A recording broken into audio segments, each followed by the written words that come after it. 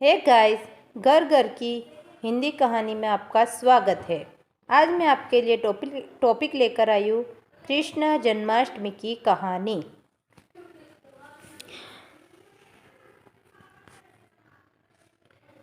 मध्याह्न के समय काले तिलों के जल में स्नान कर देवकी जी के लिए सूती का ग्रह नियत करें।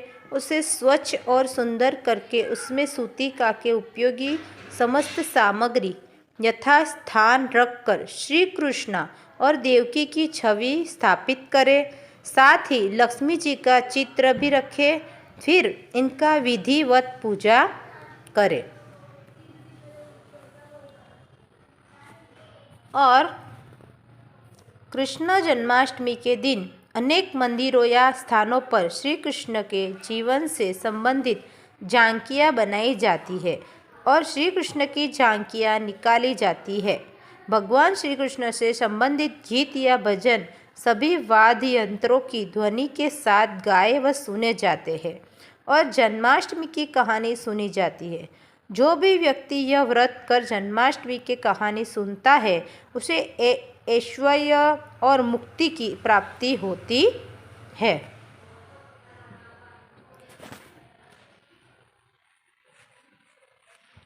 जन्माष्टमी के दिन पूरे दिन उपवास के बाद रात के 12 बजे श्री कृष्ण जन्म होने पर श्री कृष्ण की आरती करके फलाहार भोजन किया जाता है।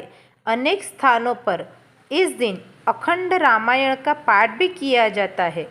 लोग कृष्ण जन्माष्टमी की कहानी सुनते हैं और रामधुनी भी करते हैं। जो मनुष्य भक्ति भाव से जन्माष्टमी व्रत कथा अथवा जन्माष्टमी कहानी सुनता है उसके समस्त पाप नष्ट हो जाते हैं। कृष्ण जन्माष्टमी की कहानी और कृष्ण जन्माष्टमी की व्रत विधि। जन्माष्टमी की कहानी। द्वापर युग में जब पृथ्वी पाप और अत्याचारों के भार से दबने लगी तब पृथ्वी गाय का रूप बनाकर सृष्टिकर्ता विधाता ब्रह्मा जी के पास गई। सभी देवता ब्रह्मा जी के पास गए और ब्रह्मा जी को पृथ्वी की दुखांत तथा कथा सुनाई।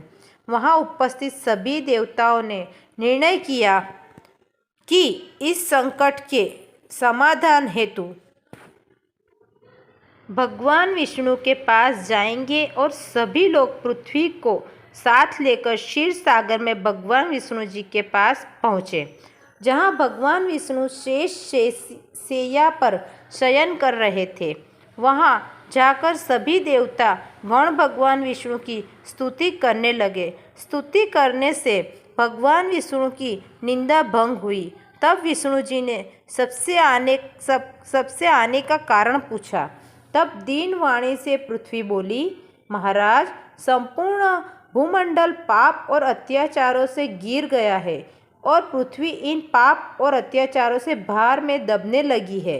इसलिए कृपा करके इस संकट का निवारण करें।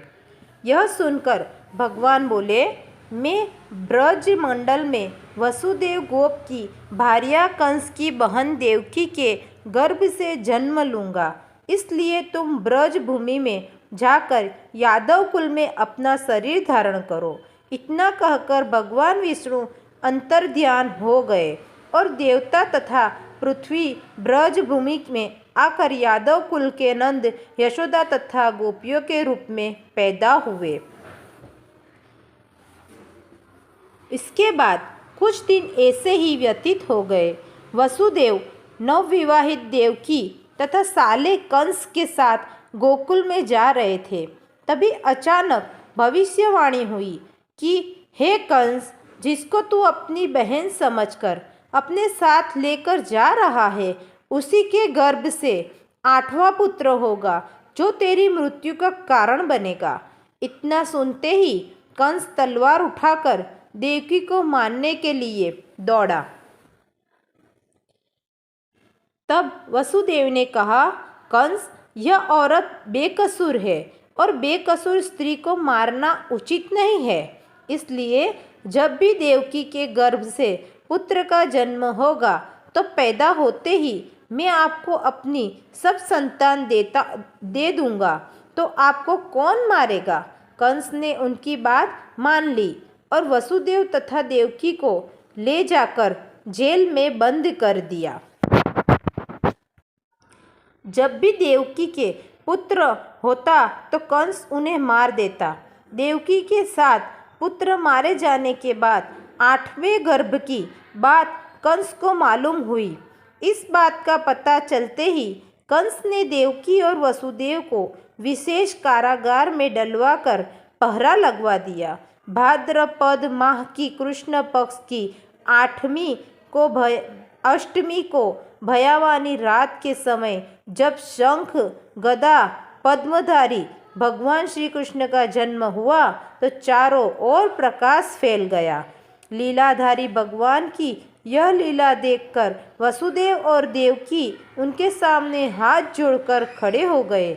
भगवान श्री कृष्ण ने जब अपना बाल स्वरूप लिया तब देवकी और वसुदेव के हाथों की हथकड़ियाँ टूटकर खुल गई। दरवाजे अपने आप खुल गए और पहरेदार सोते हुए नजर आए। जब वसुदेव कृष्ण जी को अपने साथ लेकर वहां से निकल गए और जब वसुदेव ने यमुना को पार करने के लिए अंदर प्रवेश किया तो यमुना का स्तर बढ़ने लगा। भगवान ने चरण कमल छूने को लालायित यमुना कृष्ण द्वारा पैर लटकता देने पर भगवान के चरण कमलों को स्पर्श कर उतर गई। वह बिल्कुल घट गई। वसुदेव यमुना पार कर गोकुल धाम पहुँच गए। वहां जाकर खुले दरवाजे और सोई हुई यशोदा को देखकर बालक कृष्ण को वहीं सुला दिया और सोई हुई कन्या को लेकर चले आए। जब वसुदेव वापिस कारागार में पहुँचे तो अपने आप उनके बेड़ियाँ लग गई और दरवाजे बंद हो गए। दरवाजे बंद होने के बाद वहाँ सोए हुए पहरेदार भी जग गए। हथकड़ियाँ लगने के बाद कन्या रोने लगी।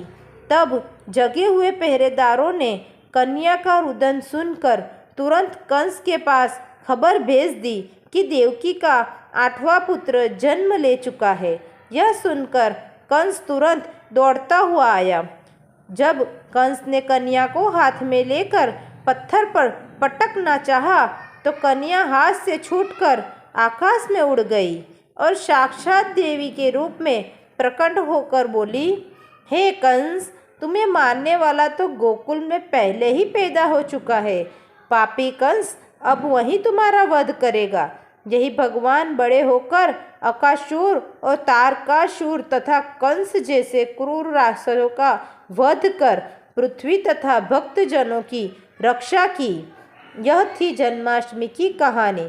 कृष्ण जन्माष्टमी की कहानी सुनने के बाद भगवान श्री कृष्ण जी की आरती करें और हम आशा करते हैं कि आपको कृष्ण जन्माष्टमी की कहानी पसंद आई होगी।